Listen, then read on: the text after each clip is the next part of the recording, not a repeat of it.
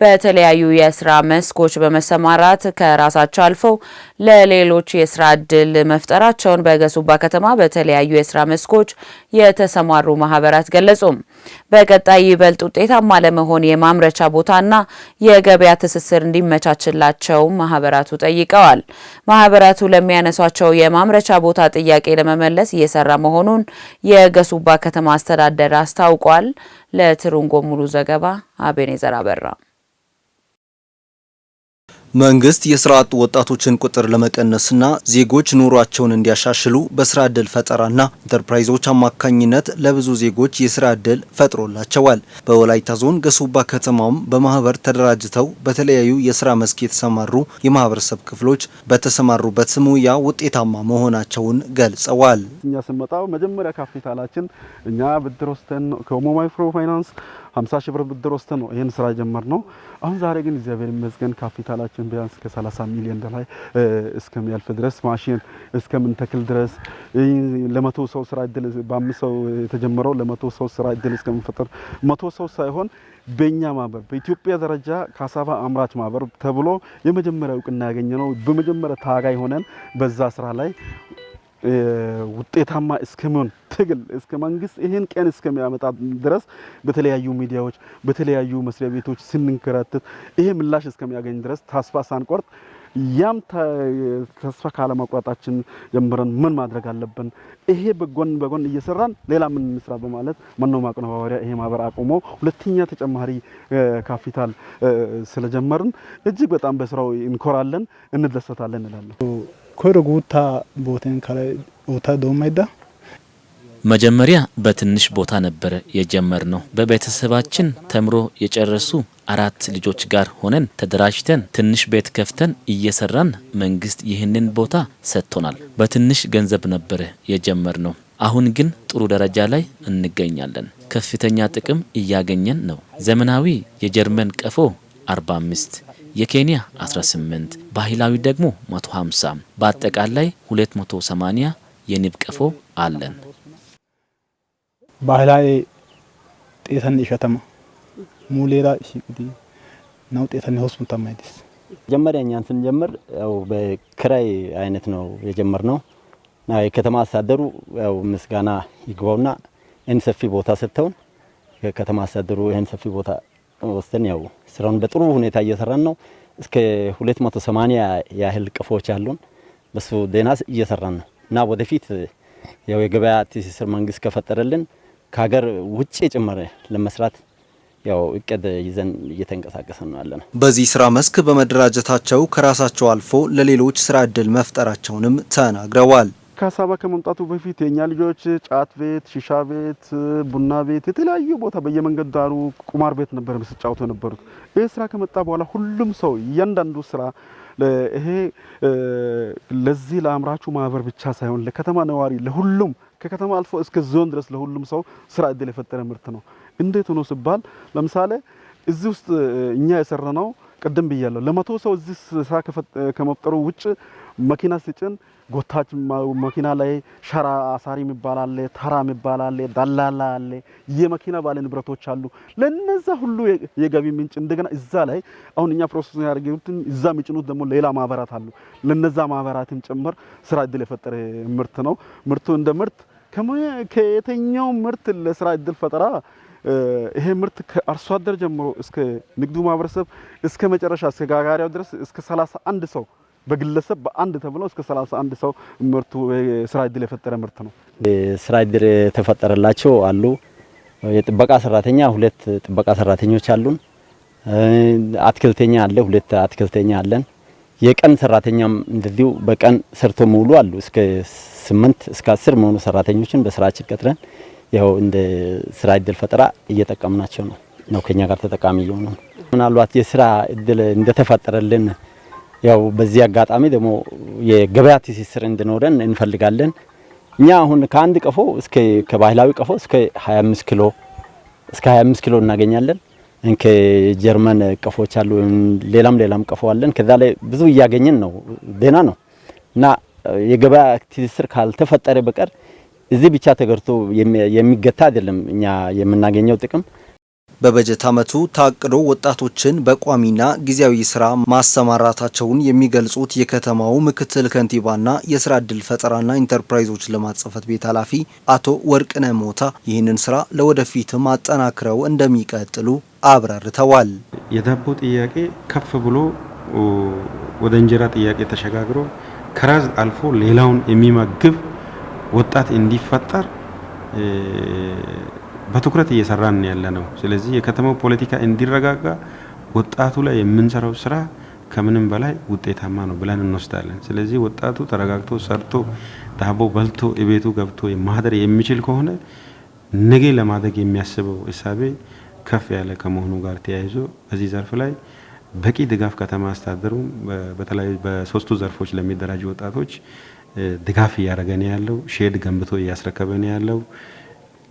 መሬት እያስተላለፈ ነው ያለው። ስለዚህ ተቀጣሪነት ስሜት ለመቀነስ የምንሄደው ርቀት ከፍ ያለ ስለሆነ ይሄ ሂደት ተጠናክሮ የሚቀጥል ነው የሚሆነው። ወጣቶች ከስራ ፈላጊነት ተላቀው ስራ ፈጣሪ በመሆን ከራሳቸው አልፈው ቤተሰቦቻቸውን ብሎም ሀገራቸውን የሚጠቅም ውጤት እያመጡ በመሆኑ በተለያዩ ስራ መስክ በመሰማራት ጠንክረው መስራት እንደሚጠበቅባቸውም መልእክት ተላልፈዋል። የአጆራ መንትያ ፏፏቴን ለጎብኚዎች ምቹ ለማድረግ እየሰራ መሆኑን በወላይታ ዞን የቦምቤ ከተማ አስተዳደር አስታወቀም።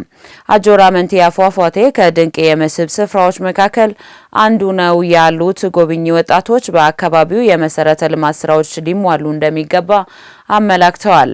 በቦሲዮስ አስጎብኚ ድርጅት አስተባባሪነት ከተለያዩ አካባቢዎች የተውጣጡ ወጣቶች አጆራ መንትያ ፏፏቴን ጎብኝተዋል።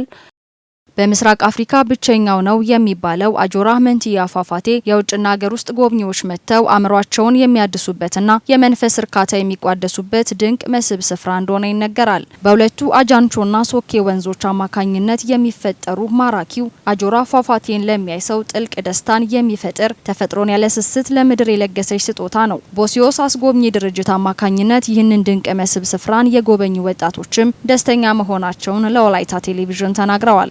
ምናልባት በታሪኩም ስንመለከት በምስራቅ አፍሪካ ብቸኛው ተመሳሳይ መንትያ ፏፏቴ የሚገኘው ያው እዚህ ወላይታ ውስጥ ነው። ይህንን ውብ ቦታ ለማየት ማንም እንደሚመኘው በጣም ተፈጥሮን ከማድነቅ አንፃር የተነሳ ተመኝቼ መጥቻለሁ። ባየሁት ነገርም እጅግ በጣም ረክቻለሁ። ምናልባት ባላጋንን መንፈስን የሚያረካ የመጣበትን ዓላማ ራሱ በደስታ እንድትመለሱ ላይ የሚያደርግ እጅግ በጣም ውብ ተፈጥሮ ነው ልመለከት የቻልኩት። ከዚህ በፊት በወሬ ደረጃ ነው አጆራ ያምራል ቆንጆ ነው ብታዩ ምናምን ሲባል ነው የምሰማው እንጂ በአካል መጥቻ አላየውም። የመጀመሪያ ጊዜ ነው። እንደውም ከሳምንት በፊት ሳስብ ነበርና ቦሲዮስ ይሄንን ጉዞ ሲያዘጋጅ ለመሄድ ቀድሜ የተመዘገብኩት እኔ ነኝ እና በጣም ደስ ይላል። እንደሰማነው ሳይሆን ከሰማነው በላይ ነው እዚህ መተን ያየ ነው። በጣም ደስ ይላል። በጣም የሚማርክ ነገር አለው። ሁለቱ ፏፏቴዎች አንድ ላይ የሚወርዱት ከታች ደግሞ የሚነሳው ጢሱ አካባቢ ላይ ያለው ደግሞ ጫካዎቹ በጣም ደስ የሚሉ ነገሮች አሉ።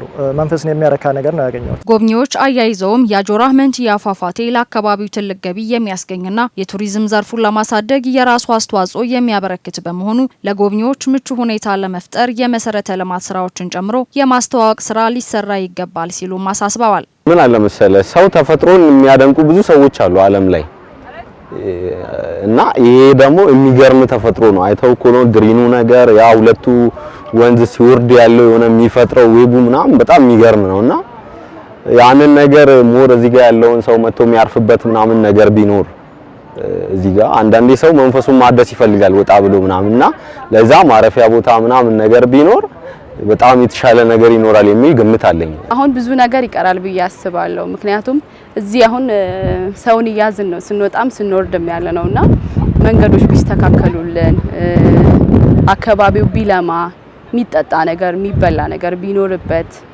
ሰው ኢንጆይ የሚያደርግበት አሁን ከዛ ከሶዶ ስንመጣ ነው የተወሰነ ውሃም ነገር የሚበላም ነገር ምናመጣውና ምግብም ሌላ ነገርም ሰውን መሳብ የምንችልበት ነገር ብናረግበት በጣም ደስ ይላል። ኢንጆይ እናረግበታለን። ቀን ሙሉ መዋል እንችላለን። እንደኔ ያው ህፃናት መጥቶ በነፃነት ገብቶ ወጥቶ እንዲያዩ ሴቶችም አሉ፣ አረጋውያን አሉ። በእድሜም ከፍ ያሉ ሰዎች መጥተው በነጻነት ገብቶ እንዲወጡ ትንሽ የሴፍቲ ነገሮች አንዳንድ ክፍተቶች አሉ። እነሱም ቢያንስ በትንሽ በድንጋይ በብሎኬት አይነት ነገር የተወሰኑ ወሎች ቢሰሩ ሰው በነጻነት ወርዶ ገብቶ የመጎብኘት እንትን ይኖራል። በወላይታና አካባቢው የሚገኙ ታሪካዊ ሰው ሰራሽና ተፈጥሯዊ መስህብ ስፍራዎችን ትውልድ እንዲያውቅና አካባቢውን በሚገባ እንዲረዳ ለማድረግ እንደዚህ አይነት ጉዞ እንደሚያደርግ የቦሲዮስ አስጎብኚ ድርጅት መስራችና ስራ አስኪያጅ አቶ አስፋወሰን አዳዬ ተናግረዋል። በርካታ ሰው ወላይታ ውስጥም ኢትዮጵያ ውስጥም ከኢትዮጵያም ውጪ ያሉ ብዙ ሰዎች ስለ አጆራ በተለያየ አይነት መንገድ ሰምተዋል። በተለያየ አይነት የምስልም ሊሆን ይችላል ተንቀሳቃሽ ምስል ቪዲዮም የተመለከቱ ሰዎች አሉ። ነገር ግን እዚህ ቦታው ድረስ መጥቶ መመልከት ደግሞ ለየት ያለ ነገር የሚሰጥ ነው። የራሱ የሆነውን ነገር ወጣቱ በሚገባ ቢያይ ራስን ማወቅ ስለሆነ አንደኛው አላማ እሱ ነው። ከዛ በዘለለ ደግሞ የመዝናኛ አማራጭም ነው። በወላይታ ዞን የቦምቤ ከተማ ከንቲባ አቶ ወርዳቸው ታደሰ እንደተናገሩት ከተለያዩ አካባቢዎች የተውጣጡ ወጣቶች የረፍት ጊዜያቸውን ተጠቅመው የአጆራ መንትያ ፏፏቴን ለመጎብኘትና ለሌሎች ለማስተዋወቅ የሚደረጉት ጥረቶች የሚደነቅና ስፍራውን ይበልጥ ምቹ ለማድረግ የከተማው አስተዳደርን የሚያነሳሳ ነው ብለዋል።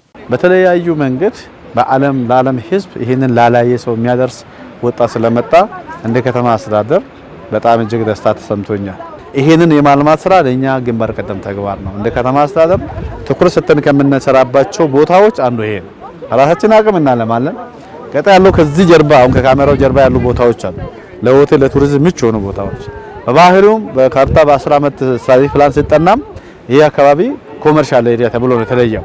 210 ሜትር ወደ ታች እየተምዘገዘገ የሚወርደው የአጃንቾ ፏፏቴና 170 ሜትር ቁልቁል የሚፈሰው በሶኬ ፏፏቴ አስታኮ ለስፍራው ልዩ ውበት የሚሰጠው ይህ አጆራ መንትያ ፏፏቴ ከቦምቤ ከተማ 4 ኪሎ ሜትር ርቆ የሚገኝ ድንቅ መስህብ ስፍራ ሲሆን ለጎብኚዎች ምቹ ለማድረግ ከተማው ከዞን ባህል ቱሪዝም መምሪያ ጋር በመቀናጀት የሚያስፈልጉ የመሰረተ ልማት ስራዎችን ጨምሮ የእንግዶች ማረፊያ ለማበጀት በትኩረት መስራት ያስፈልጋል።